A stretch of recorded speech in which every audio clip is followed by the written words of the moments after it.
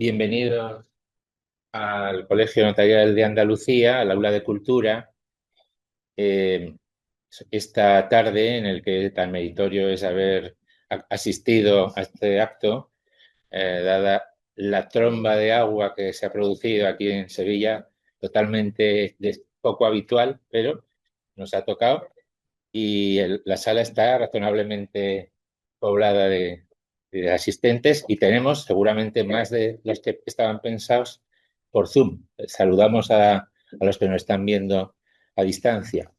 Entonces, esta tarde presentamos como acto cultural el libro titulado El oficio de decidir, dudas y certezas de un juez en activo, del que es autor Miguel Pascual Liaño, magistrado del Tribunal Superior de Justicia de Andalucía. El libro será introducido por Yolanda Rueda Soriano, magistrada de la Audiencia Provincial de Sevilla. A los dos, muchas gracias y bienvenidos. Vamos a presentar a Miguel Pascual. Tengo mis notas, que nació en Úbeda, como algún otro amigo que está por aquí. Úbeda, una tierra que da un montón de escritores, artistas, en fin. Se licenció en Derecho por la Universidad de Granada y ha sido profesor de Derecho Civil en dicha universidad, habiendo obtenido la acreditación como catedrático, y tras 20 años de dedicación a la docencia en exclusiva y a la investigación, accedió a la magistratura por el turno de juristas de reconocido prestigio, habiendo compatibilizado desde entonces la judicatura y la docencia universitaria con cerca de un centenar de publicaciones jurídicas en libros y revistas especializadas. Actualmente ejerce como magistrado en la Sala de lo Civil del Tribunal Superior de Justicia de Andalucía. A su labor de juez en ejercicio une la de escritor, habiendo publicado hasta la fecha 4 novelas, según tengo en mis notas. Es además comunicador y como tal colabora en medios de prensa escrita y en radio. Su pluma como escritor de ficción creo que se refleja en la escritura también de este libro, aunque tenga carácter más jurídico. Hay que empezar diciendo que el libro que presentamos es, a mi juicio, un libro necesario. En efecto, creo que llena un hueco importante al permitirnos escuchar la voz de un juez en activo que nos transmite sus dudas y sus certezas acerca del oficio de juzgar. Miguel Pascual aborda en su libro, con claridad y ecuanimidad, algunos de los problemas que actualmente tiene planteados la justicia en España. En los últimos tiempos son reiteradas las acusaciones a la justicia. Se acusa a los jueces de corporativismo, de politización de sus asociaciones y órganos de gobierno, de alejamiento de la realidad social, de participar en la guerra política. Estamos asistiendo a un permanente cuestionamiento mediático de las resoluciones judiciales.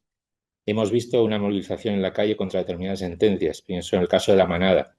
Hemos visto jueces revestidos de sus togas oponiéndose a iniciativas legislativas incluso antes de convertirse en leyes. Crece la presión política y social sobre los jueces cuestionando su independencia y acusándoles de constituir una casta o formar parte del deep state o de hacer lawfare, ¿no? Las figuras del fiscal general del Estado, el presidente del Tribunal Constitucional, los jueces Peinado o García Castejón son presencia constante en la vida pública. Se politizan los nombramientos del Consejo del Poder Judicial, se politiza incluso el acto de apertura del año judicial. Ante todo este ruido mediático, Miguel Pascual adopta una posición serena y dialogante. No elude ninguna de estas cuestiones, haciéndonos reflexionar sobre ellas de una forma accesible al común de los ciudadanos, ajena a tecnicismos jurídicos. Pero el libro es mucho más que esto. Nos muestra desde dentro la vida de un juez comprometido con la función que desempeña y con los valores de un Estado social y democrático de derecho recogidos en nuestra Constitución. El oficio de decidir es un libro escrito en primera persona, valiente, sincero, elegante en su planteamiento y desarrollo. Reivindica el respeto y la comprensión hacia el oficio de decidir. Y por ello, repito, es un libro necesario en este momento para no perder la serenidad tan necesaria en la toma diaria de decisiones, con sumisión siempre al principio de legalidad. Enhorabuena, por tanto, a Miguel Pascual y muchas gracias por el libro que has escrito. A continuación va a intervenir también Yolanda Soriano Rueda, que cuenta con 23 años de ejercicio. Ejerció como magistrada en la Audiencia Provincial de Barcelona y ocupado el Juzgado de Instrucción número 3 de Sevilla. Actualmente magistrada de la Audiencia Provincial de Sevilla, miembro y coordinadora de la Comisión Penal de Juezas y Jueces para la Democracia y asociada al Grupo de Estudios de Política Criminal, autora de diversos trabajos en materia de derecho penal, criminología y derecho penitenciario, entre ellos ha tratado sobre estereotipos de género en el proceso penal o el estatuto de la persona encausada con discapacidad. A los dos cedo la palabra en el orden que ellos deseen y después tendremos un turno, si ellos quieren, de debate y preguntas con el público. Muchas gracias y podéis empezar cuando queráis. Bien, pues muchas gracias. Buenas tardes.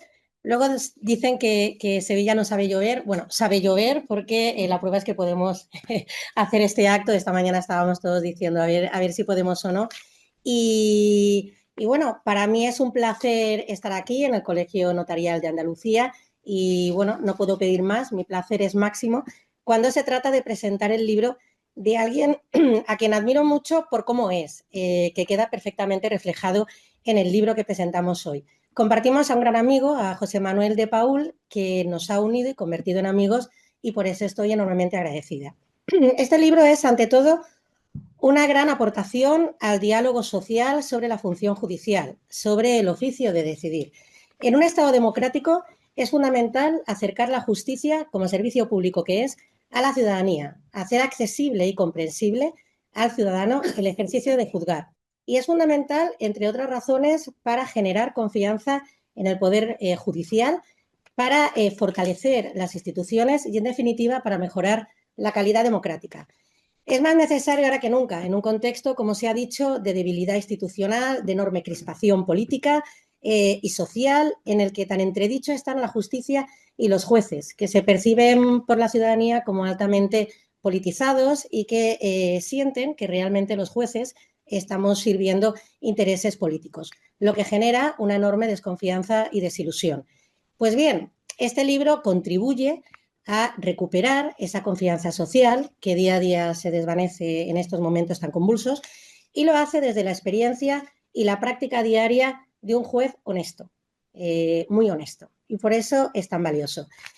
Miguel tiene una enorme virtud, porque es escritor, se nota, porque también es profesor, ha sido profesor y sigue siendo profesor, y también se nota.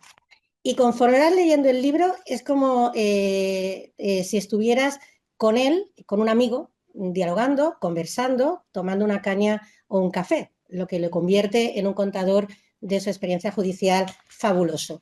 Por eso aporta tanto, porque llega, porque realmente llega, porque acerca nuestro oficio al ciudadano de una manera muy próxima. No se trata, el libro no trata de reflexiones desde las alturas, ni de disertaciones grandilocuentes, pero abstractas, sino de un juez con los pies en el suelo, un amigo que te está contando las dudas que tiene en el día a día de su trabajo, las certezas que también tiene y que es tu amigo y que trabaja de juez, ¿no? Desmonta también el prejuicio que se tiene hacia los jueces, consistente en que los jueces provienen o provenimos de una estirpe de magistrados tocados casi por la mano de Dios y que estamos muy alejados de la realidad, ¿no? Que estamos por encima de la realidad, ¿no? No es así, solo hay que mirar las estadísticas y Miguel nos cuenta que, bueno, que es juez por casualidad, que viene del oficio de enseñar, ya que antes de ser juez fue profesor de Derecho Civil durante 20 años y que bueno, que se puso la toga, bueno, de la noche a la mañana, de casualidad y por una llamada, ¿no? Luego nos lo contará. El libro está estructurado en 20 capítulos dedicados a aspectos muy diversos, muy plurales, del ejercicio cotidiano de la función judicial por quien lleva haciéndolo en el Tribunal Superior de Justicia de Andalucía durante muchos años. No son bastantes porque tienes que seguir, o sea que tampoco voy a decir que llevas muchos años, llevas años, pero nunca para ti, nunca son muchos, nunca serán muchos. Es un verdadero ejercicio de transparencia y por eso es tan admirable, se desnuda, es decir, es un juez que se desnuda ante el lector. Descubre, bueno, las inseguridades que aparecen en determinados casos, en muchos casos, las dudas que tenemos. Miguel cuenta Miguel cuenta varios casos que ha tenido que juzgar y revisar en el recurso y la dificultad que entraña Esos casos, bueno, por las consecuencias gravosas que sabemos que tiene una condena en penal, ¿no? En la jurisdicción penal. Es tremendamente honesto porque reconoce la posibilidad del error judicial, el riesgo de equivocarse. En definitiva, yo creo que es muy valioso y que se desnuda porque pone al descubierto la vulnerabilidad del juez. Y eso de la vulnerabilidad del juez es algo que no lo contamos nunca ni lo escuchan nunca, ¿no? El ciudadano nunca, el juez es fuerte, esa vulnerabilidad no. Y sí que descubre, somos muy vulnerables, ¿no? Bueno, son los jueces como Miguel. Con sus confesiones rompe también con el prejuicio o el estereotipo de juez como persona segura, como persona que lo tiene clarísimo, incluso soberbio, ¿no? Que no duda nunca. Lo presenta como una persona normal, como él es, una persona normal que duda y mucho, que sufre, que lo pasa mal ante determinados casos que nos revela en el libro. De hecho, empieza ya con uno, se enfrenta él y nos enfrenta a los lectores a un caso difícil que, bueno, que les emplazo a descubrir. A lo largo del libro son muy constantes las referencias a la verdad, la sospecha, la íntima convicción, la dificultad de motivar, la duda eterna, ¿no? Sobre el caso difícil que es muy frecuente y especialmente en delitos contra la libertad sexual y delitos de violencia de género, ¿no?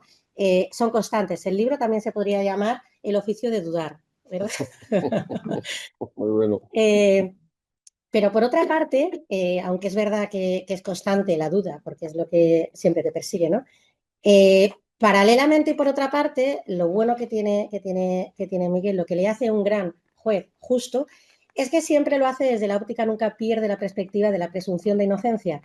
Es muy contundente y muy rotundo en la defensa de aquellos valores irrenunciables que legitiman la función judicial. Como dice Ferrajoli, sin una fuerte deontología judicial, las garantías constitucionales por sí solas no bastan para asegurar su propia efectividad, pero a la inversa, son sobre todo los principios y las garantías constitucionales los que tienen un papel performativo de la cultura democrática de los jueces. Miguel tiene esa cultura de juez constitucional, su compromiso ético y su garantismo judicial es evidente y se ve, ¿no? en todo el libro. Son constantes también las referencias a los casos que ha conocido, que ha juzgado, que ha revisado y bueno, y es muy ilustrativo, ahí se nota también el oficio de novelista por su narrativa, ¿no? Porque se lee muy bien, es un libro muy fácil, se lee, se entiende perfectamente y te atrapa, ¿no? En su narración. Tiene también otro valor, que es que explica de una manera muy fácil algo muy complicado, como es la necesidad de absolver en caso de duda y aunque el cuerpo te pida otra cosa, ¿no? Y eso es muy difícil de entender y los casos que has expuesto de manifestaciones en contra de sentencias son el ejemplo de que es muy difícil entender porque a lo mejor no sabemos explicar. Miguel es verdad que la autocrítica la tiene siempre, es decir, no tira balones fuera, ¿no? Es decir, que reconoce también la autocrítica, pero es que él lo hace muy bien. Yo también creo que los jueces tenemos una asignatura pendiente y es que no sabemos explicarnos, ¿no? Creo que nos falta mucha pedagogía. Miguel sí que la tiene, hace fácil lo difícil y eso es complicado. Ojalá estuvieras en los gabinetes de prensa de los tribunales superiores de justicia, ¿no? Los gabinetes de prensa que se dedican a informar, a transmitir y a contar a la ciudadanía las sentencias. Eh, Luego también hablaremos de cómo escribimos, también de que hay sentencias también que son muy incomprensibles para poder explicar las que no se pueden explicar, ¿no? O sea, por eso digo que la autocrítica, Miguel, eso no lo oculta, ¿no? Estamos tan acostumbrados a leer y a escuchar críticas de sentencias, es verdad que se hace muchas veces con gran frivolidad, de gente que no se las ha leído, que las instrumentaliza y las politiza, ¿no? Miguel nos le explica todo, nos explica la anatomía de una sentencia, cómo se construye una sentencia, el proceso interno de motivar una sentencia, las dudas que tiene el juez a la hora de valorar la prueba de decidir internamente y nos lo explica muy bien. Yo creo que eso es lo que hace falta, ¿no? Dedica también un capítulo, bueno, a cómo funciona él en su vida diaria, los órganos colegiados, ¿no? A gestionar la discrepancia cuando tienes que deliberar y cuando trabajas con tus compañeros, ¿no? También pues a los sesgos de los periodistas, a la presión que muchas veces tienen determinadas decisiones muy mediáticas y cómo poder influir en algunos jueces, ¿no?, a la hora de adoptar la decisión, las consecuencias desgraciadas de alguna decisión judicial y cómo pesa en el juez o tribunal que la adopta. Por ejemplo, pues una persona que haya sido condenada por error y que al cabo del tiempo pues se descubra bueno, que era inocente, ¿no? O dar un permiso penitenciario y que se reincida, ¿no? Es un juez humano y profesional, ajeno a lo que perfecto Andrés Ibáñez criticaba, denominaba el estándar de independencia de bajo perfil o los hábitos de no independencia o de independencia débil, ¿no? Miguel alude a ellos en el libro con eso de cuando la afinidad política o ideológica incentiva el clientelismo o el pasilleo, ¿no? Por otra parte, también me gusta mucho que no es un juez que escribe, que se le llena la boca de garantismo y de independencia judicial y que luego en su día a día no predica con el ejemplo. Lo bueno que tenemos los jueces es que las sentencias son públicas, por tanto, están en la base de datos y si alguien quiere saber cómo trabaja un juez y si es coherente con lo que dice públicamente, pues basta leer sus sentencias y sus ponencias y lo sabe, ¿no? Es decir, muchas veces es verdad que hay jueces que en las redes sociales o los tertulianos, ¿no?, algún tertuliano se le llena la boca con la independencia judicial y que es muy garantista y luego lees las ponencias y dices, bueno, no sé yo, ¿eh? No, Miguel no, Miguel sí. Miguel predica con el ejemplo y yo os emplazo a que busquéis sus ponencias y las leáis, ¿no? La lectura de sus ponencias las leo y evidencia su enorme compromiso, su coherencia con el libro, o sea, el libro es tal cual en Miguel, es decir, es la verdad, es así, ¿no? Es su alma, no hay mentiras y no hay nada más que no sea esto. Evidencia su compromiso con las garantías del proceso y el profundo respeto que tiene con todas las partes procesales, especialmente con los más vulnerables. Y caiga quien caiga. Y el ejemplo es la sentencia que también señala en el libro cuando anularon la condena de Dolores Vázquez en el caso de Rocío Barintov, ¿no? Cuenta muy bien en el libro cómo se enfrentaron, bueno, cómo eran conscientes de la exposición mediática, de la exposición pública que dicho pronunciamiento iba a tener, ¿no? Que nadie iba a entender cómo podías anular una condena de alguien que era tan mala, ¿no? Que sabía, claro, era malísima, ¿no? Y lo hicieron porque, bueno, porque eso es tomarse en serio la presunción de inocencia. Y bueno, y acertaron, pero no siempre es así, no siempre es así. Muchas veces la duda la vence el miedo. Muchas veces las sentencias, cuando hay duda, bueno, pues el miedo es el que decide o el quedar bien, o la calle, la calle en el medio, ¿no? Bueno, como ya viene como preso preventivo y se ha chupado 3 años de prisión porque se le ha prorrogado, no lo veo claro, pero bueno, le ponemos la mínima y lo servido por lo comido, ¿no? Claro, eso es irse por la calle de en medio. El capítulo es muy bueno, el de Pilatos y Salomón, ¿no? Es muy valiente, se moja, da su opinión sobre temas, bueno, incómodos y que quien no es libre, porque espera algo, no se atreve a decirlos. Entonces, como eres libre, lo dices y eso es admirable. Da su opinión sobre la amnistía, sobre, bueno, el hecho de que las togas salgan a la calle, sobre la crítica judicial de leyes que aún se desconocen, cuyo contenido aún no se sabe cuál es, ¿no? Sobre la huelga de los jueces.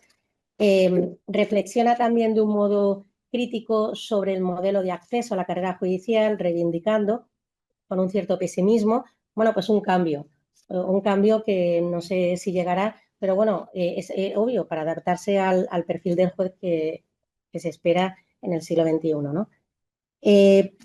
Dedica también un capítulo que a mí me ha gustado especialmente de los conservadores y progresistas, pero me gusta porque es que no habla de conservadores y progresistas, es una clasificación muy simple. Entonces, Miguel hace muchas clasificaciones de jueces según el perfil que sea el juez, según cómo trabaje, porque es verdad que a un juez se le conoce trabajando, ¿no? Cualquier persona, tú puedes decir mucho, pero tu trabajo es lo que te va a definir, lo que te va a clasificar y lo que va a decir el perfil de juez que eres tú, ¿no? Entonces, por eso que no es progresista, conservador, rojo, facha, jueces, bueno, al fin y al cabo eso es demasiado simple. También se moja con el tema de los nombramientos, el Consejo General del Poder Judicial, la cúpula judicial, en definitiva, la politización de la justicia, las tensiones políticas en la justicia y el corporativismo judicial. Bueno, voy a terminar ya la presentación para dar también un turno de preguntas a Miguel y que vosotros también y vosotras podáis preguntar.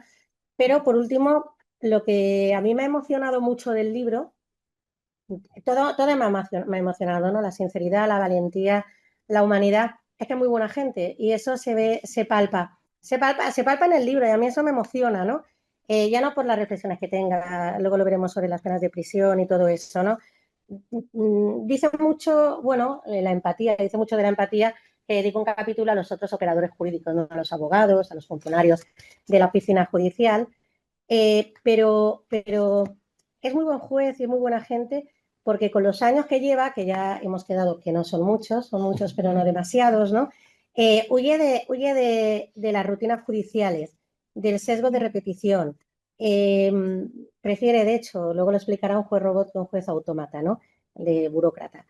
A mí me parece admirable que, porque no es así, o sea, no es así, tampoco no es habitual ni no es habitual. Bueno, lo dejaré así, ¿no?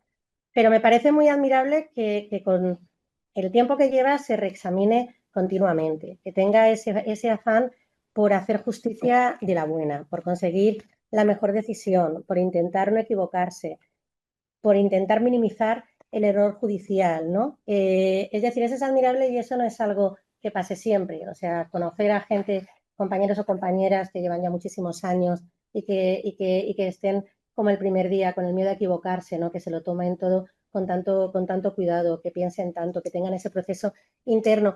Y sobre todo, que reconozca, y eso se ve en el libro, en los casos que cuenta y en cómo es su proceso de decisión, que reconozca a la persona que tiene enfrente, a la persona que va a juzgar, ¿no? Que tampoco es muy común. O sea, Miguel levanta la cabeza, mira a los ojos a la persona que va a juzgar, a la persona condenada cuyo recurso tiene que resolver.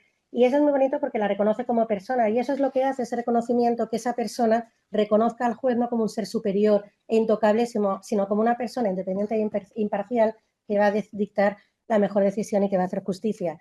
Y eso no es tampoco lo general, ¿no?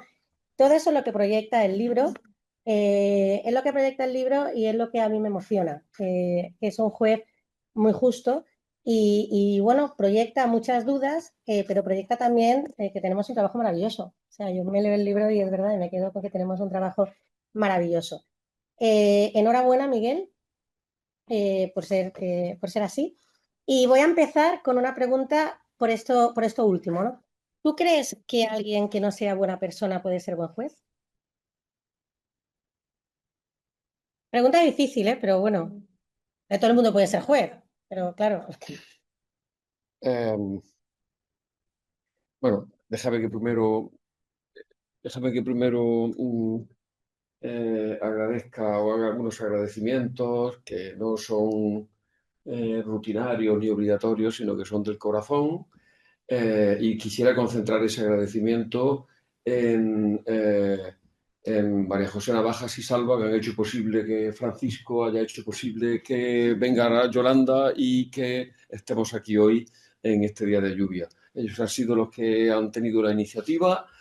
Francisco, como director del espacio cultural del Colegio Notarial de Andalucía, lo asumió con entusiasmo y ya habéis visto, Yolanda, este retrato que he hecho de mí, al que prometo intentar parecerme en lo que me queda de profesión. Que será mucho.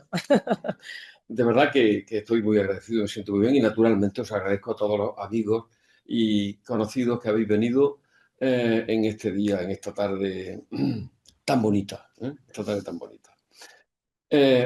Curioso que sea en el colegio notarial, un espacio notarial acostumbrado a negociaciones, acuerdos, la virtud del acuerdo, de la negociación, de la composición de intereses, y que lleguemos aquí a hablar del FAS, la decisión judicial, que es un poco la antítesis. O sea, el notariado existe para que no tenga que haber decisiones judiciales. Bueno, pues el Colegio Notarial acoge un libro, la presentación de un libro sobre algo antinatura, antinatura en el mundo notarial. En su sección cultural es de apreciar que el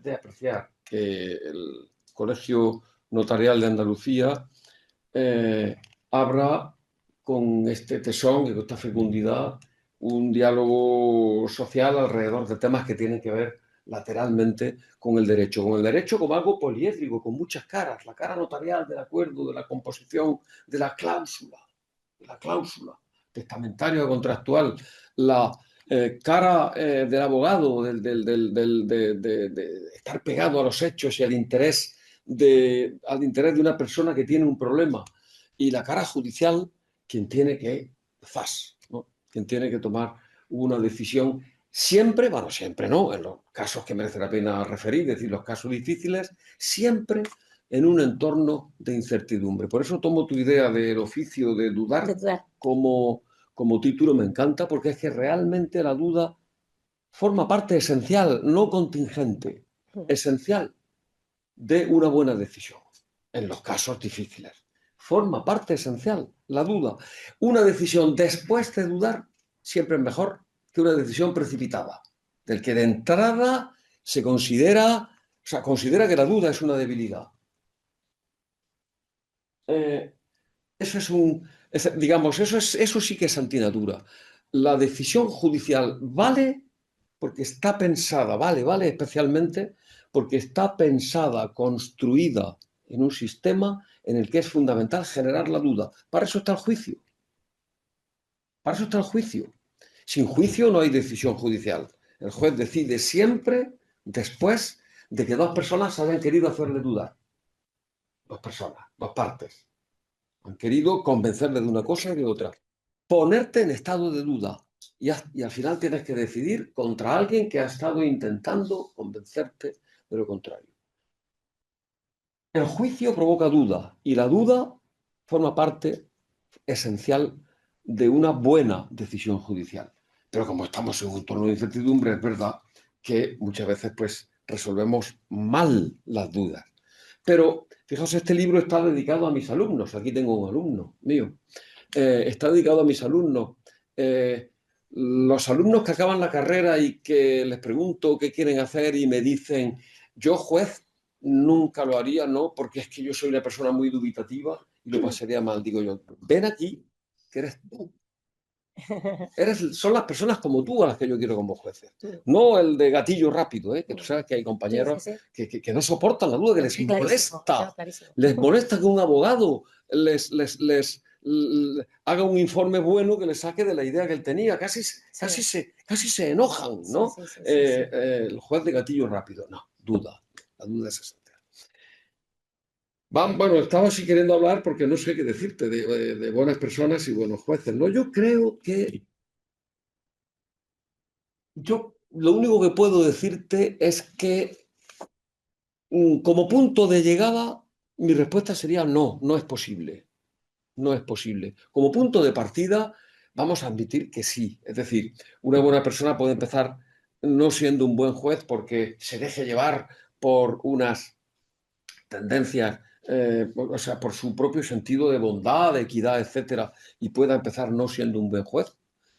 Por eso, porque sea muy subjetivo, porque confíe demasiado en su concepto de bondad o porque no sea capaz a veces de tomar decisiones que pueden hacer daño a una parte, cuando sin embargo son las decisiones o más justas o las que debe aplicar según ley. Y lo contrario, una mala persona o un buen juez pues puede tener sesgos, puede tener retorcimientos y puede ser. Pero yo creo que una cosa y otra se acaban, quiero creer, que son dos aspectos que acaban enlazándose por el lado de la virtud. Si te trabajas, como no voy a decir como bueno, sino como honesto, si trabajas tu honestidad vas a ser el mejor juez. Si te tomas en serio tu trabajo de juez, no tienes más remedio que ser más honesto. Entonces eso sí creo que que no como punto de partida, pero sí creo que con el tiempo hay una convergencia entre ser más honrado y ser mejor juez. ¿Y tú por qué crees, hablando de tu alumno, ¿no? ¿Por qué crees que, y aprovechando también que está aquí Salvador, ¿no? Sí, ¿no? Sí. Salvador. Salvador. Pero Salvador no fue alumno mío. No, pero como es escritor, válido de la pregunta. A ver, claro, no, que está aquí tu alumno, claro, la pregunta es, ¿por qué pensáis que acabamos escribiendo los jueces tan mal? Es decir, que a lo mejor en la universidad o se escriben más o menos de forma uniforme, pero luego ya se escriben utilizando gerundios, frases largas, subordinadas, utilizando mucho los recursos de corta y pega que luego no sirven para nada porque utilizas ahí parrafadas que luego dices, ya, pero es que al caso no le vienen, ¿no? Circulondios, no sé, ¿es una forma de esconder la verdadera motivación o por qué pensáis que ese cambio en la forma de escribir que es muy significativo? ¿Pregunta a mí o a ellos? Bueno, a ti, lo que pasa es que como escritor también digo, mira, me voy a aprovechar, pero bueno, no, a ti, claro. Hombre, Así. este es un tema importante, es una de las cosas que más tenemos que trabajar desde dentro en la justicia. Es decir, no lo estamos haciendo bien. Y no me refiero simplemente a que no sean sentencias comprensibles para el ciudadano común, que esto es otro reto, esto es otra cuestión. Yo digo sentencias simplemente comprensibles para juristas. No ya digo para el ciudadano común, que sería estupendo, pero al menos que las sentencias sean capaces de reflejar, tal vez esto es lo fundamental, Yolanda, lo hemos hablado más de una vez, sí, de reflejar cabalmente cuál fue el conflicto. ¿Qué se me está preguntando? Es que a veces nos da miedo, porque si no hemos hecho el recorrido entero y hemos llegado a una decisión después de haber ponderado unos argumentos y otros, nos da miedo exponer cuál es el conflicto por sí. Entonces, preferimos, en fin, hablo en primera persona porque es un vicio que nos tienta a todos, pero tenemos que poner resistencia a esto y bueno, y obviamente tú ves sentencias mejores y ves sentencias peores, ¿no? Pero esa es la razón eh, por la que con demasiada frecuencia la sentencia nos cuenta algo que no nos interesa, que no interesa ni siquiera al abogado que ha llevado el pleito. Nos está contando, nos está copiando una parte del temario de oposiciones. Como aquí había algo de alevosía, pues yo voy a contar lo que es la alevosía, las distintas clases que hay, los requisitos, los efectos. Tal. No, a ver, cuéntanos por qué en este caso se estaba dudando si concurría alevosía o no alevosía. Es decir, qué decía una parte y qué decía otra, y resuélvelo. Es una forma de esconderse también. Es una forma, exactamente. Que se esconda, Son no asume. recursos defensivos, elusivos. Entonces ahí, claro que sí, circunloquios, frases desordenadas, frases subordinadas, hay la famosa expresión máxime sí, cuando veáis una sentencia que se dice máxime sí, es que no está claro de lo primero que ha dicho. Entonces se necesita un refuerzo, ¿no? Sí. Entonces, bueno, pues también es verdad que escribimos mal porque hay poco tiempo, eso también hay que decirlo. Es decir, la brevedad requiere tiempo. La concisión requiere tiempo, requiere trabajo. El echar ahí párrafos, eso es más fácil y más rápido. Pero de verdad yo me conformaría con que las sentencias dibujaran bien la controversia. Sí, que fueran más claras. La controversia. Sí. Y luego también en el libro es verdad que tienes cierto pesimismo con cambios, ¿no? O sea, que eres muy escéptico a que se produzcan cambios que consideras, y estoy de acuerdo, necesarios, como el cambio de acceso a la carrera judicial, por ejemplo, el Consejo General del Poder Judicial, ¿no? Siempre se está hablando de cambios de sistema de elección de vocales, porque el Consejo, yo creo que coincidimos que es un órgano fallido, ¿no? Y actualmente es un órgano fallido ya. Entonces, ¿por qué crees que la carrera judicial es tan reacia a los cambios? Me gustaría saberlo, pero me parece que es especialmente reacia. Sí, o sea, creo que es, no digo cada juez, pero sí el conjunto de los jueces, es decir, sí el discurso corporativo, es un discurso que mira atrás defensivamente. Desde luego, en lo que se refiere al sistema de acceso, es decir, las oposiciones a judicatura, que creo que admiten una crítica razonable desde el punto de vista de su eficacia para seleccionar a los mejores, Es decir, cualquier sistema es perfectible, creo que este es especialmente perfectible porque puede ser objetivo, claro que es objetivo, puede ser, pero la cuestión es, ¿no tenemos otros métodos de selección objetiva, atentos a lo que es la función judicial, digo, objetiva, y que no supongan o no consistan en algo que tuvo sentido hace 2 siglos, cuando se podía aprender el derecho entero, porque el derecho era pequeñito, era abarcable. Entonces, meterlo en la cabeza y poder reproducirlo hoy, que eso es imposible y que es lo que se pide a un juez, con la cantidad de herramientas que hay, con la cantidad de normas que hay,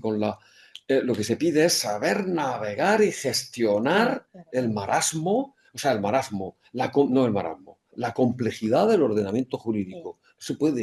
No se puede seguir seleccionando en función de quién es capaz de aprenderse unas cápsulas, ¿no? Y saber recitarlas en 15 minutos.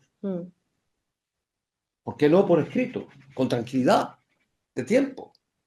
Hábleme usted de este tema.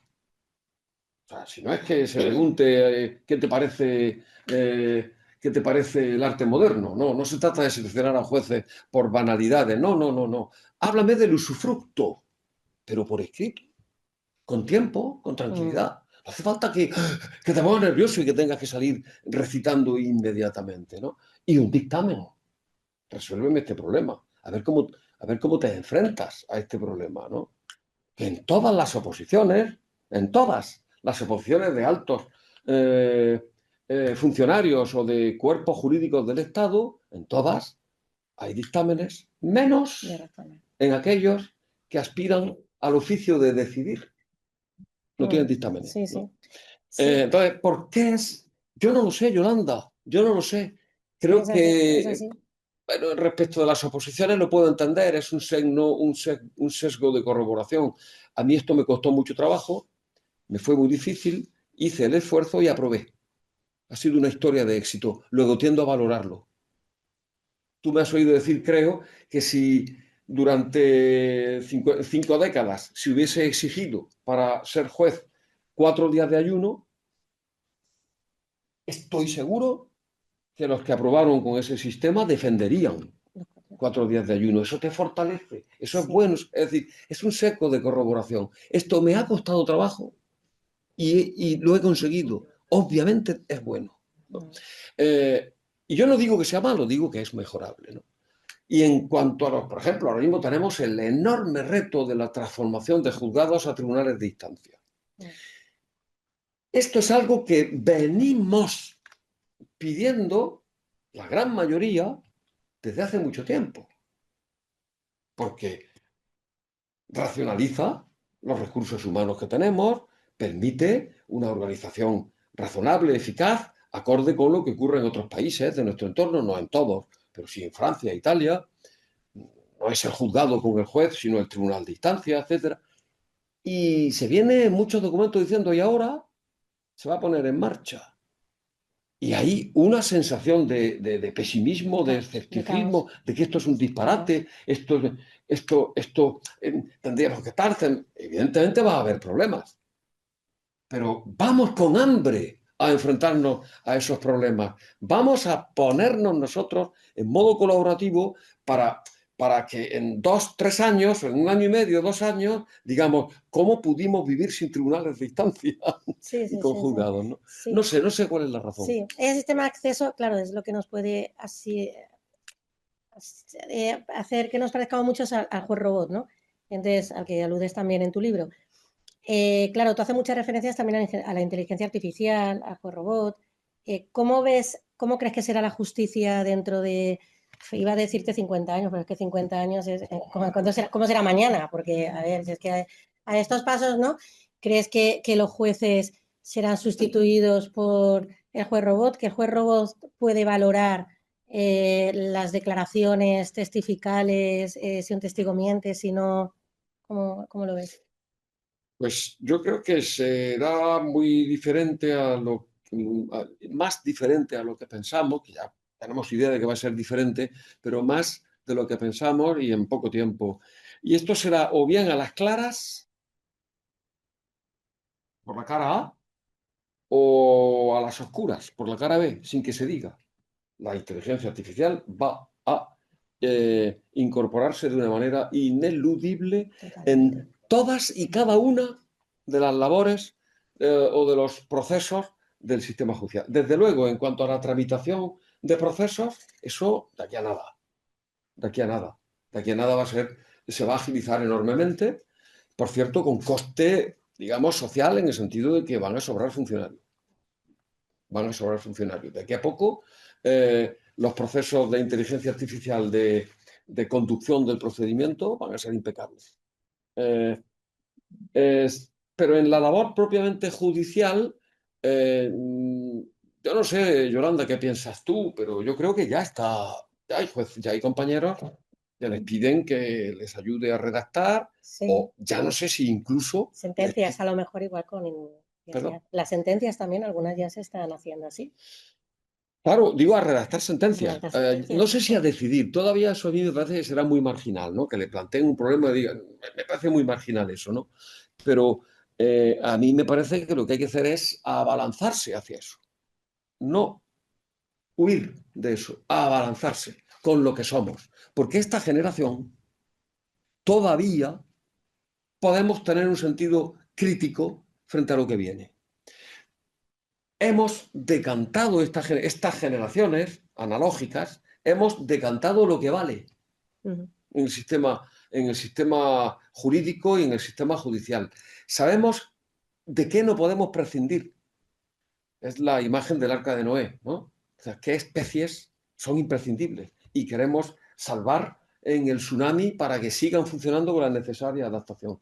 Nosotros venimos de un mundo y estamos en una condición privilegiada para entender el que viene, pero para eso no podemos aislarnos, tenemos que abalanzarnos. Y esto debe el Consejo General del Poder Judicial, yo creo que es una de las tareas más importantes que puede hacer el Consejo General del Poder Judicial, dedicarse realmente a fomentar una actitud positiva hacia los instrumentos de inteligencia artificial, tan positiva como crítica. Sí, el buen uso. El buen uso. Sí, es el buen uso. Te puedes resumir una sentencia, te puedes resumir un manual en nada.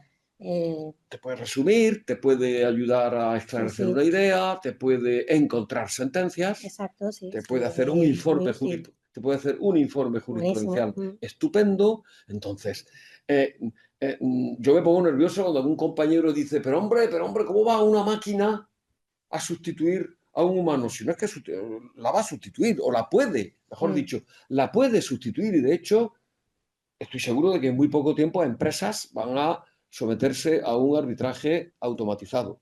Sistema de decisión de inteligencia artificial, que empresas que quieren rápidamente controlan el algoritmo y se someten a lo que diga ese sistema de inteligencia artificial. Pero es verdad que hay muchas materias en las que culturalmente necesitamos que sea alguien quien decida, no algo, sino alguien. Eso sí es verdad. Pero ese alguien pasó de escribir a mano a escribir a máquina, pasó a escribir a ordenador, pasó de buscar en el Aranzadi. Los que estamos aquí, muchos de los que estamos aquí sabemos lo que era el Aranzadi y llevarlo a la fotocopiadora y tal, a las bases de datos, con lo bueno y con lo malo que tiene ese cambio. Y ahora vamos a pasar, o estamos pasando ya, unos lo dicen, otros no, a la nube. Estamos pasando a otra manera de elaborar textos, a otra manera de leer y a otra manera de pensar. Es bueno que lo hagamos nosotros, porque si no lo van a hacer quienes no tienen esa trayectoria analógica que tenemos nosotros. ¿Y qué opinas, ya cambiando de tema, qué opinas de los jueces y las redes sociales? O sea, del juez que interviene, qué opina en las redes sociales. Bueno, que también es muy frecuente, ya todos tenemos... Claro, gente que interviene en redes sociales hablando de cifras y hablando de política, ¿no? Claro. Pues si habla de literatura no hay problema. No, de eso no hay problema. Si habla de arte, de perros, de... No, interviene la televisión, bueno, ya sabemos, ¿no? ¿Eso qué opinión tienes? Pues, a ver, me lo preguntaron el otro día, así como con... yo creo que si no si no intervienes en redes sociales hablando de juicios y de política, no pasa nada. No pasa nada. Si no intervienes, no pasa nada. Es decir, nadie está, no es necesario que lo hagas. No es necesario. Si uno se siente llamado por cumpliendo una función de tal, todos somos prescindibles y si lo vas a hacer, piénsatelo porque te vas a complicar un poco, ¿no? No es necesario que lo hagamos. Lo que pasa es que algunos, yo intervengo en redes sociales, y en temas judiciales y en temas políticos. ¿Por qué lo hago? ¿Porque creo que soy necesario? No, porque no tengo más remedio. Porque soy así. Porque tengo un cierto ansia comunicativo que no sé reprimir. Ya está. Entonces, ¿puedo o no puedo? Mientras no me lo prohíban, lo voy a hacer. Eso sí, voy a tener cuidado. Me lo prometo a mí mismo, Claro. me lo prometo a mí mismo y procuro dice. hacerlo. El caso es que no todo el mundo dice lo que tú dices. Claro. Si lo dices tú, vale, pero... Bueno, pues yo también diré cosas equivocadas y alguna vez pues habré tenido un poquito más de rapidez en el dedo de la que hay que tener. El dedo es enviar, ¿no? Pero bueno, sigo teniendo la costumbre de tener mi relación con Twitter a través del ordenador y no del móvil y de pensarme siempre antes de mandarlo, ¿tiene sentido? ¿Aporto algo o no? A veces me equivoco y no aporto nada y lo envío, pero en general sí tengo una cierta contención y sobre todo no entrar en los temas que más polarizan. Porque eso procuro evitarlo, o al menos no entrar de manera polarizada, quiero decir. No entrar de manera polarizada en los temas que más polarizan. Pero que somos prescindibles en eso. No pasa nada, nada, nada, sino si estuviéramos más quietecicos. Pero algunos no podemos. Bueno, se ha abierto algún expediente, ¿no? Se ha abierto algún expediente por alguien. Sí, pero son excesos Bien, puntuales. exacto, claro. Son excesos súper puntuales de alguna persona. Damos la palabra ya al público, sí. El tiempo que estamos, pues vamos a ver también a participar, a dejar participar a los asistentes si alguno quiere hacer alguna pregunta, abrir un poco el espacio. Bueno, mi libro lo he acabado de ver fantástico. Porque analiza, tiene como, yo le veo como dos planos. Analiza la función del juez, lo que hace el oficio, pero también abunda en cuestiones del día a día que estamos viendo y también actualmente que se están desarrollando en la prensa. Con lo cual, como decía Yolanda, efectivamente se moja en todo y es un libro como para leer en distintos niveles, yo creo. Me parece fantástico. Yo quería preguntarte, porque una cuestión que comenta es tu relación con el derecho penal, tu problemática de relación con el derecho penal. Siendo tú un profesor que viene del ámbito civil, fundamentalmente te dedicas al derecho penal, y comenta en el libro pues, la relación que tienes con el derecho penal, con el derecho penitenciario, que no llega a ser algo como de una fricción personal importante. Vale. Gracias, Yolanda. En fin, me gusta que digas que efectivamente en el libro tú ves un poco el día a día, porque eso es una finalidad. O sea, este libro nace de decir, cuéntalo. Es decir, a mí me encantaría que un notario escribiese sobre el oficio de dar fe, ¿no? Que un abogado escribiera sobre el oficio de pedir. En el caso del juez, me parece que es especialmente oportuno porque el diálogo social alrededor de la justicia está cortocircuitado. Los jueces hablamos mucho entre nosotros y fuera se habla mucho de nosotros. Pero no hay mucho diálogo, hombre, sí hay diálogo sobre las cosas que salen en los periódicos, pero yo digo diálogo sobre el día a día, sobre qué nos pasa cuando estamos en una sala de vistas y estamos diciendo, ostras, qué buen informe de abogado, pero ahora llega el otro y es mejor todavía. Oh, qué malo este informe y qué malo, y ¿y ahora qué hago yo cuando no? Porque no me han ayudado los abogados, ¿no? ¿Qué nos pasa cuando estamos en una deliberación y nos sentimos en minoría? Y es algo importante, pues no es importante. ¿Y qué nos pasa si estamos en minoría y somos ponentes? Es decir, somos nosotros los primeros que hemos hablado y somos los que tenemos que escribir la sentencia. ¿Qué nos pasa?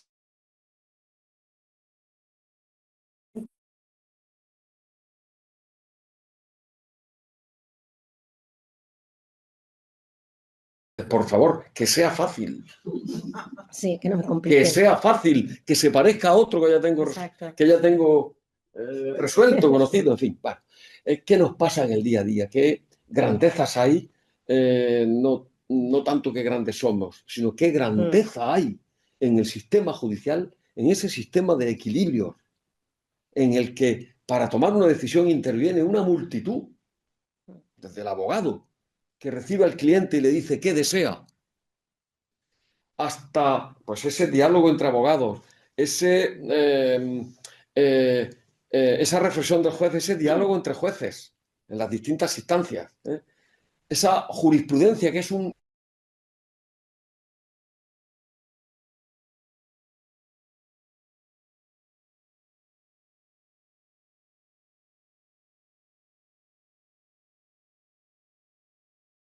sin fingir modestia, sino con una natural modestia, creo que ayuda a que el ciudadano confíe un poco más en la justicia. Entonces, perdona, derecho penal.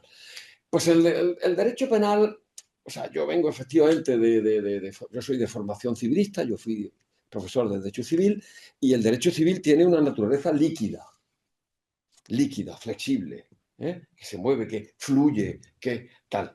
O digamos, si se solidifica, se solidifica, pero con una importante flexibilidad. El derecho penal es sólido. Seguramente tiene que serlo, porque es que ¿cuánto nos jugamos? ¿Cuánto nos jugamos? Seguramente tiene que serlo. Y es normal que el legislador desconfíe un poco de los jueces y le ponga varas, le ponga pasillos, escalones, cajas, sal de aquí, métete por aquí. Entonces, si es esto, entonces esto, una agravante, un atenuante, un tipo agravado, un tal, y al final 12 años, 3 meses y 15 días, ¿no? Hombre, con un margen que se puede... A mí eso me ha resultado, me sigue resultando incómodo. Me sigue resultando incómodo. Es verdad que como he dicho, probablemente esa rigidez de ese derecho famóvil articulado, un derecho famóvil, que es muevo por aquí y sale por allí, tal, un poco tosco, seguramente es así porque así es más previsible y genera cierta seguridad. Yo, sin embargo, creo que algunos factores de flexibilidad que están ensayados en otros países nos ayudarían a evitar sentencias mecánicas. Que sale una pena que dices, ostras, ayer juzgamos a este señor que hizo esto y salieron 4 años y 3 meses, y ahora que al fin y al cabo tal salen 12 años y no sé cuánto. ¿Qué pasa aquí, no? Que sería, digo, como mínimo esta técnica de que para delitos importantes no haya pena mínima, haya solo pena máxima.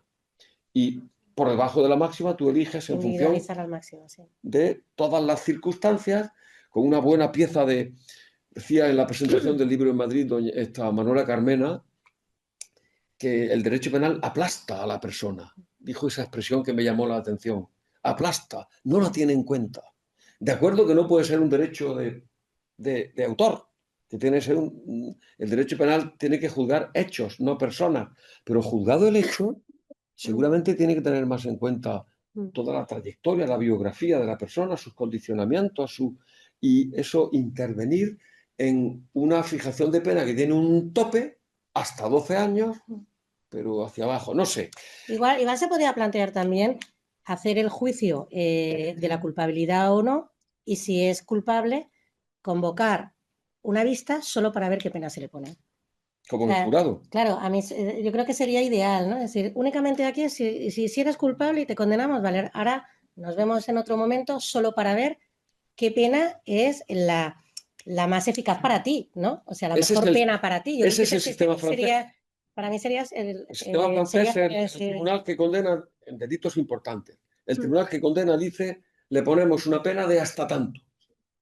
y luego va al juez de determinación y ejecución de la pena, Exacto. donde hay otra vista, y ahí ya se tiene en cuenta la pieza de situación personal, pero la pieza de situación personal allí no es si está en prisión provisional o no. Claro, es Que todas las circunstancias. es un análisis desde que nació, un análisis Su biografía, psicológico, psicosocial, etcétera, etcétera. La elección de la pena, porque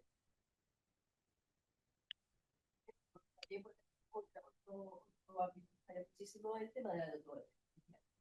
Llegan aquí, Luego luego dependencia. personas que cometen delito vienen y dicen, no, yo quiero cumplir en un centro, pero luego resulta que ese centro del que está pues lo tienen todo encerrado, con lo cual no equiparan la prisión. sí, las medidas alternativas también. Luego las medidas alternativas a la pena. Es que, a ver, el sistema de ejecución, yo creo que falla mucho. Falla mucho la elección de la pena.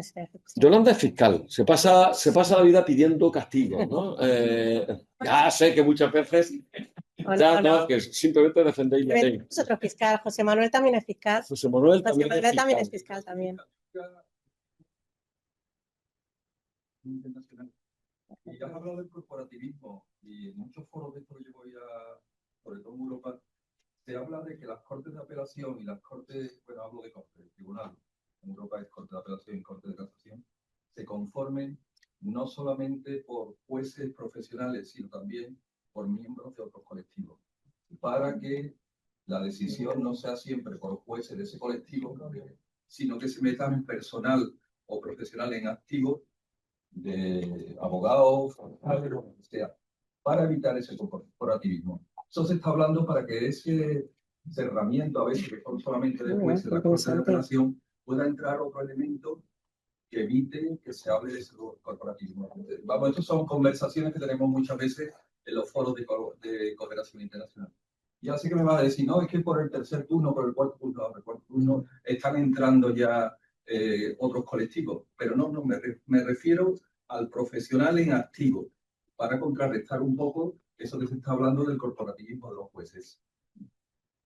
Sí, es el prud'homme de los tribunales franceses en alguna jurisdicción, me parece que es la laboral, que efectivamente los tribunales están integrados por una mayoría de jueces, pero si son tres, pues uno de ellos es un graduado social, o es un abogado, o es un profesional que, digamos, que hace lo posible. Vamos, que además en esas culturas se pide de él que no haga de comparsa. Que no haga de comparsa, sino que aporte lo que tiene. Pero, bueno, es interesante. Ahí eso entró un poco con el fundamento del jurado, pero es distinto. El jurado no son, al contrario, no pueden ser profesionales del derecho, los miembros del jurado. Se quiere que sean ciudadanos y por eso se le destila la cuestión a través de un juicio con la intervención de un magistrado presidente que hace lo posible porque las preguntas sean claras y vayan referidas a los hechos, ¿no?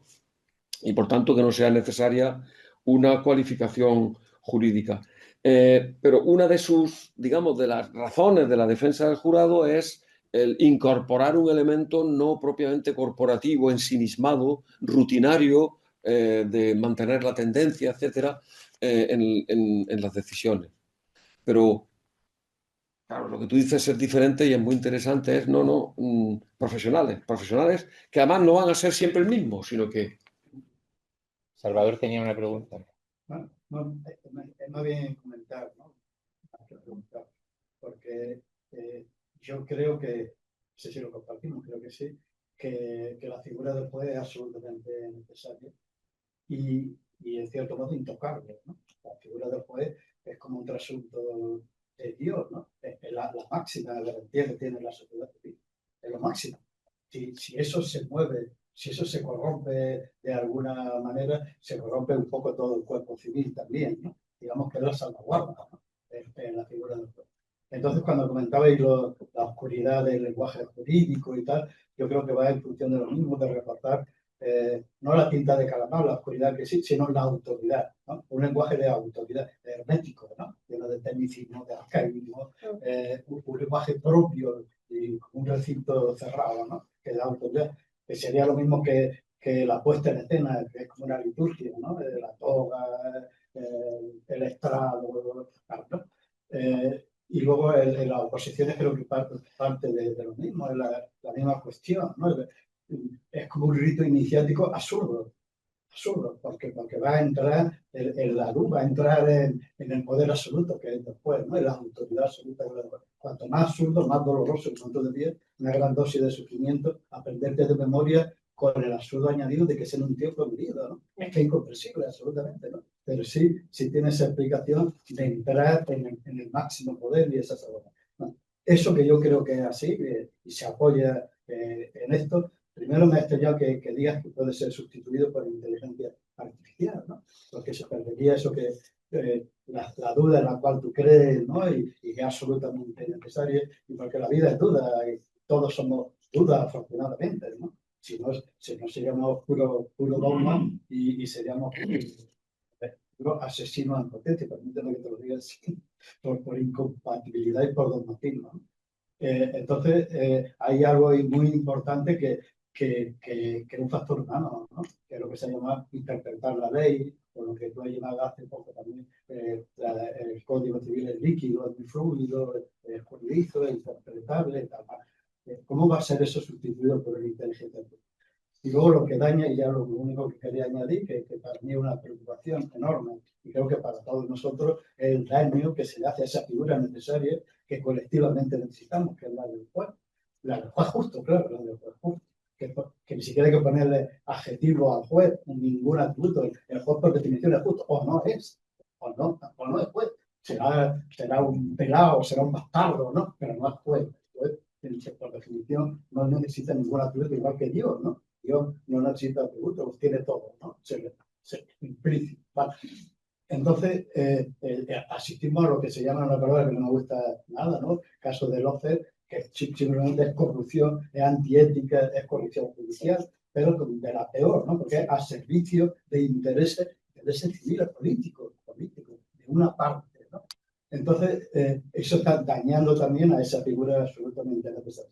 Te quería preguntar por esas dos cosas sobre la inteligencia artificial y cómo podríamos seguir salvaguardando, porque además pasa otra cosa, que el Poder Judicial, los jueces en general, son de un amarillismo que rayano en lo naranja, intensísimo amarillismo, ¿no? De un corporativismo absoluto, ¿no? Entonces, y además de extracción de clase unilateral, conceptualmente unilateral, es decir, de clase que se pueden pagar 4 o 5 años a hijos que se dediquen solo a estudiar y preparar una oposición y se les pague y tal, ¿no?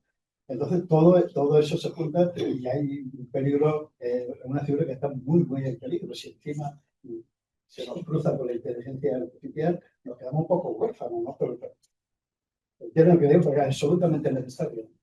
Bueno, irrumpe en tu pregunta el problema del poder, ¿no? Porque en fin, los jueces son poder, son el poder judicial, ¿no? Y por tanto es una cuestión de la máxima trascendencia. Si los jueces se corrompen, pues todo se viene abajo, ¿no? Y no hay ciudadanía. Sin independencia judicial, il n'y a point constitution, ¿no? Decían la Revolución Francesa. Il n'y a point significa no hay en absoluto constitución, ¿no? No es simplemente no hay, sino en absoluto, no hay en absoluto constitución, ¿no? Y por tanto, efectivamente es vital para un sistema de derechos, es vital la protección, yo no diría de la figura del juez, yo diría del espacio judicial. Lo que vale, lo que tiene valor es el espacio judicial, donde hay un juez. Hay un juez en un entorno en el que hay un juicio. Perdonad que sea tan pesado con esto, pero es que el juez, damos valor al juez porque el juez decide en un entorno de muchas garantías, no porque sea sabio. Que hay jueces que deciden recién aprobada la oposición, no son sabios, pero son jueces. Porque deciden después de que se han peleado delante de él. Y cosa que no ocurre con un periodista, cosa que no ocurre con un profesor que opina, cosa que no ocurre con... O sea, el espacio judicial es lo que hay que... Y dentro de la mejor manera de cuidar ese espacio judicial desde fuera es proteger la independencia. Eso lo tenemos asegurado. El juez que quiera ser independiente lo es. Si no quiere, no. Es verdad que hay algunas erosiones. Hay algunas erosiones, porque, por ejemplo, si quieres prosperar en el ámbito de la carrera y aspiras a unos nombramientos que son discrecionales, pues entonces a lo mejor ya tienes que entrar en ciertos juegos, ¿no? Pero el juez que quiere tiene un estatuto absolutamente protegido y blindado de independencia. Pero debe cuidarse también personalmente. Esto no se puede cuidar desde fuera, esto lo tiene que cuidar cada uno.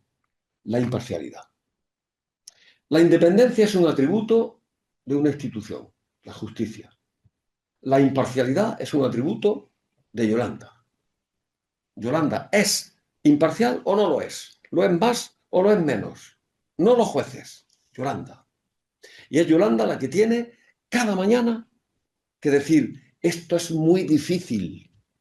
Es muy difícil ser independiente, ser imparcial. Lo quiera o no, sin darme cuenta, me voy a ver influida por esto otro. Hay asuntos en los que la base no es una línea así recta, horizontal, sino un plano inclinado, porque soy más proclive a esto que a esto otro. Es muy complicado. Esto hay que trabajarlo. Eso es cuidar el espacio judicial. Ese espacio judicial cuidado, independiente e imparcial, es insustituible por la inteligencia artificial. Yo cuando he dicho se va a sustituir, digo que no dudemos que algunas empresas van a decir, a mí me da igual, porque además los jueces se equivocan muchas veces, son muy pesados, son muy lentos, y yo quiero una respuesta rápida y nos sometemos voluntariamente a la decisión de un sistema. Pero no. Desde el punto de vista democrático, de ciudadanía, los ciudadanos tienen derecho a que quien decida en contra de ellos sea un humano. Esta es una de las... Por ejemplo, en Estados Unidos defienden el jurado para decidir porque dicen, aunque un juez sabio, tomara una decisión mejor, nosotros por nuestra cultura queremos que nos condenen o absuelvan los vecinos. Alguien. Bueno, esto es otra cosa, ¿no? Esto es entrar en el tema del jurado, pero lo digo como metáfora. Aunque dentro de un tiempo el sistema de inteligencia artificial tenga un margen de error inferior al de un humano, culturalmente tenemos derecho a que quien lanza la piedra no esconda la mano, sea alguien, ¿no? Por eso yo creo que no es sustituible por... Julio tenía... A ver, la cuestión va un poquito en relación con lo que ahora estás comentando precisamente, pero lo quería enlazar con la primera pregunta que hizo Yolanda, en el sentido de que ha introducido un elemento que me parece importante cuando ha hablado de lo que es la persona. Cuando te ha dicho, un juez o una mala persona puede ser un buen juez. Bien, entonces mi pregunta es, nosotros, todos los seres humanos, y los jueces que lo son personas, y como tales personas tienen sus creencias, sus valores, sus ilusiones, ¿vale? Toda esa cuestión, cuando han utilizado mucho la palabra imparcialidad, independencia, sí, seremos imparciales o independientes de elementos externos, pero esos elementos que estamos diciendo, los valores y tal, esos son elementos internos y estamos todos los seres humanos sometidos a la tiranía para bien o para mal.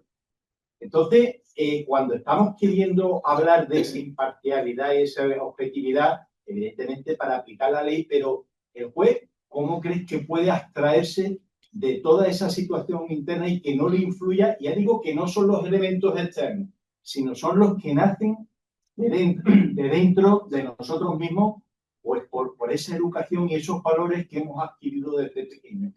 ¿Cómo puedes abstraerte de eso? Bueno, claro, esta es la clave, ¿no? O sea, efectivamente, la independencia lo es respecto de elementos externos, respecto del poder político, respecto de los periodistas, respecto de una manifestación en la calle, respecto de... O sea, la independencia es capacidad de someterte a presiones externas, ¿no? La imparcialidad lo es en relación a elementos, o los riesgos de la imparcialidad. Los riesgos de parcialidad provienen de elementos internos, de tus experiencias, de si eres inquilino o arrendador, rico o pobre, si tu ideología, tus valores, pero cosas más finas y más difíciles de detectar también. Y es si de repente no sabes por qué has empatizado brutalmente con esta parte, el acusado, por ejemplo, o con el abogado o la abogada. O sea, hay tal cantidad, o sea, es tan complejo el proceso de decidir que intervienen pesas en la balanza, intervienen pesas que no vemos. Entonces, ¿cómo hacerlo? Reconociendo que no somos imparciales. Por eso me irrita un poco el discurso corporativo que regaña a los ciudadanos cuando los ciudadanos critican a los jueces, ¿no? Y dicen, pues si somos lo único sano que tenéis, si nosotros somos independientes, imparciales y solo estamos sometidos al imperio de la ley, mal asunto. Nosotros tenemos que, digamos, buscar la complicidad del ciudadano diciéndole, nosotros tenemos la obligación de ser imparciales. Pero es muy difícil, es muy difícil. Es verdad, vuelvo a mi leitmotiv, es verdad que tenemos una ayuda fundamental, el juicio. ¿A qué se opone juicio? A prejuicio. ¿Cómo se supera un prejuicio? Con un buen juicio.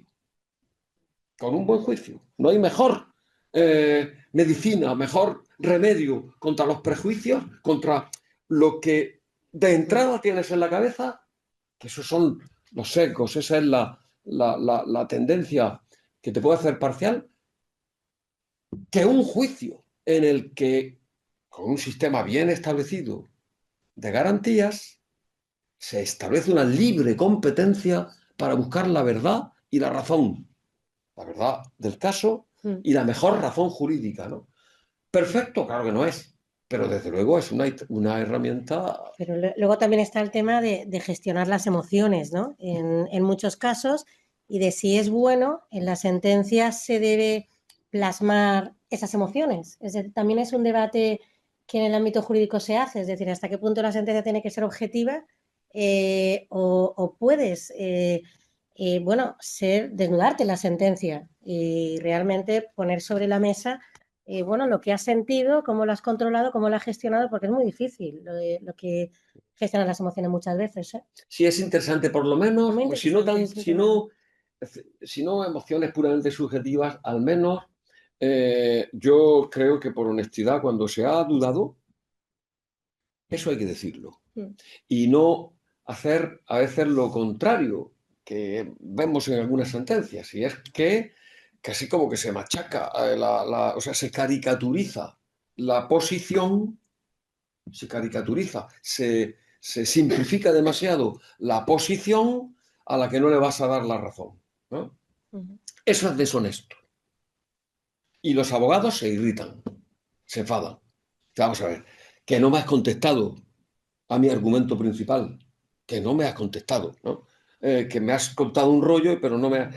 Entonces, tiene que ver con las emociones, es decir, creo, bueno, nosotros lo hacemos en determinados casos y además de una manera clara, es decir, sobre tal asunto, pues al tribunal le ha costado llegar a una decisión. O la deliberación ha sido complicada y se refleja en la... Y porque entendemos el sufrimiento, a lo mejor, o sea, decir esas cosas no entendemos. Es verdad, yo a eso no he llegado, eso me gustaría que lo explicaras tú. No, en las sentencias, en determinados casos, es decir, entendemos el sufrimiento por el que ha pasado, ¿no? El proceso. Vale, O sea, que todo esto yo creo que es bueno, ¿no? Sí, bueno, entender muchas veces, ponerse en la carne y decirlo. Sí. Hace poco tuvimos un asunto en el que pues, bueno, en fin, son casos, sí, no voy a entrar en detalles porque es tarde, pero claro que sí, a veces asoma un poco eso que en el fondo es una empatía con la parte a la que no le vas a dar la razón. Pero diciendo, pero entendemos tal cosa, tal otra, tal otra. Bueno. Bueno, pues nada, el debate ha estado muy bien y la verdad que habéis estado todos muy brillantes. Creo que ha sido muy ilustrativo y bueno, como ya es la hora, digamos, de retirarse, pues pues nada, nos despedimos, le damos las gracias a Miguel y a Yolanda y a todos vosotros y pues hasta el próximo día. Buenas noches.